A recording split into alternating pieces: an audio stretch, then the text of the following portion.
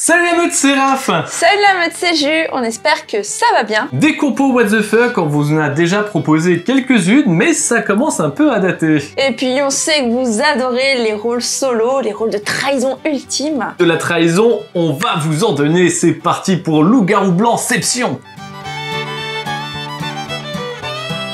La compo Loup-garou blanc-ception. C'est souvent ça en fait, tac tac tac tac. Ouais. Tac, tac, tac, tac, tac, tac, tac, tac. Fitness. Raph et Jus sport.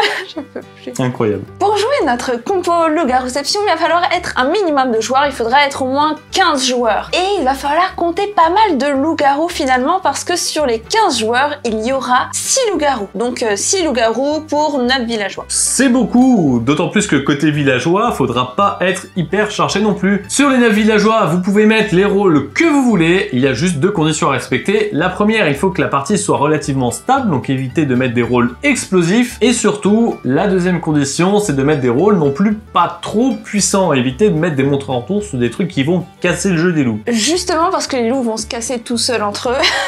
Et c'est bien ça le truc en fait. On va voir ça très vite. Parmi les loups-garous, il faudra distribuer 3 rôles de loup-garou blanc. De cette façon, la tension dramatique dans le camp des loups sera totale, le suspense sera entier. Bon, ne vous inquiétez pas, ces loups-garous blancs n'auront pas leur capacité de tuer tous les 2 tours. Ouais. Voilà, ils ont pas de capacité, ils sont juste des loups-garous qui veulent gagner tout seuls. Et parmi ces loups-garous blancs, en fait, il y a un loup-garou plus blanc que blanc. Ce sera le trait des loups-garous blancs. C'est ça, le loup-garou plus blanc que blanc doit gagner la partie tout seul. Il doit donc éliminer les villageois, les loups-garous et les loups-garous blancs. Et il dispose pour ça d'un pouvoir spécial qui est en fait le pouvoir original du loup-garou blanc, qui est d'une nuit sur 2 pouvoir éliminer un joueur. Donc si vous avez bien suivi, parmi les 6 loups-garous, en fait, on a 3 loups-garous blancs qui se connaissent entre eux. Et parmi ces 3 loups-garous blancs, il y a un loup-garou plus blanc que blanc qui doit les trahir. Et c'est le seul à posséder un pouvoir qui permet de tuer un loup une fois toutes les 2 nuits. Les loups-garous blancs doivent aussi gagner la partie uniquement entre loups-garous blancs, donc ils doivent éliminer aussi les loups-garous normaux. Comment gagner ?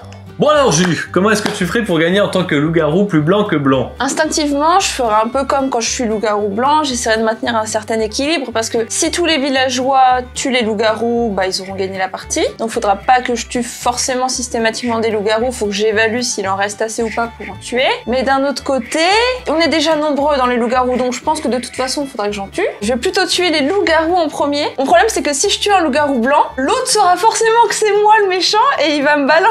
Je tuerai d'abord plutôt des loups-garous normaux, et puis dès qu'il y a un loup-garou blanc qui saute au vote du village, paf, je tue l'autre dans la foulée. Comme ça, il peut trop rien dire sur moi. En plus de ça, il y a un autre élément mécanique qui est assez intéressant. Si au début de la journée, il reste un villageois, un loup-garou blanc et le loup-garou plus blanc que blanc, il faut se débrouiller pour qu'un des 2 autres loups-garous se fasse éliminer au vote. Avec l'autre loup-garou, on élimine le villageois la nuit, et ensuite nous, avec notre pouvoir, on élimine le dernier loup-garou et on a gagné. Si ça tombe sur la nuit, on a le droit de le tuer. Faut réussir à gérer son timing, il faut aussi essayer d'arriver le plus possible vers un 50-50, un équilibre assez difficile à maintenir, parce que déjà quand on est loup-garou blanc, maintenir l'équilibre entre les loups et le village c'est pas évident, mais là il faut le maintenir entre les loups-garous blancs, les loups-garous, le village, et oui, les loups-garous blancs peuvent nous sauter à la tronche. Oui. Compliqué. Compliqué.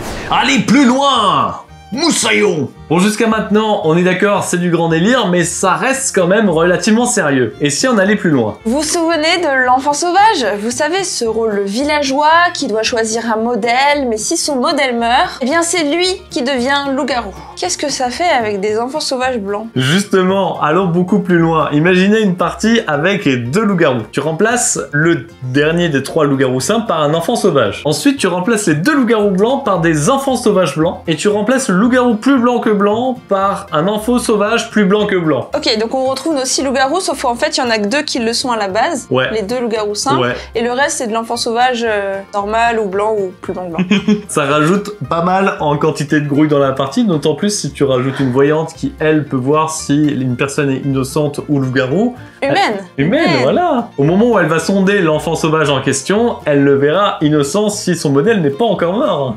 Après, ça peut être encore plus marrant s'il y a une cascade de modèles. Par exemple, le modèle de l'enfant sauvage loup-garou, c'est un des deux loups-garous. Du coup, l'enfant sauvage plus blanc que blanc, quand il devient loup-garou plus blanc que blanc et qu'il décide d'éliminer un des loups-garous, il y en a un autre qui apparaît.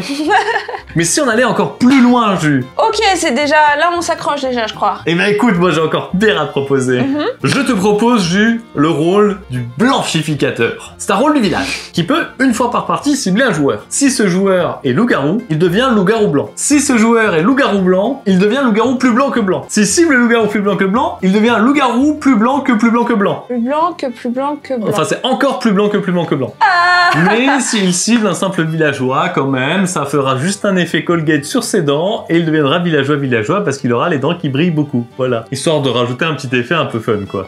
Comme si ça n'était pas déjà assez. Bon, la question c'est est-ce que le loup-garou encore plus blanc que blanc peut éliminer une fois tous les 2 tours? Tous les tours? Lui, ça serait tous les tours? Ou Ouais. tous les 2 tours? Tous les tours. Il devient encore plus méchant. Ah, il est encore plus blanc que blanc, du coup il est encore... Oh là là là Du coup, là il là. tuerait une personne par tour. Ah, ça ferait beaucoup de morts, ça ferait 2 morts par tour plus 3 morts. Après, s'il veut maintenir l'équilibre, il a intérêt à ne pas forcément tuer tous les tours. Ouais, parce qu'il est plus blanc que blanc, hein, donc...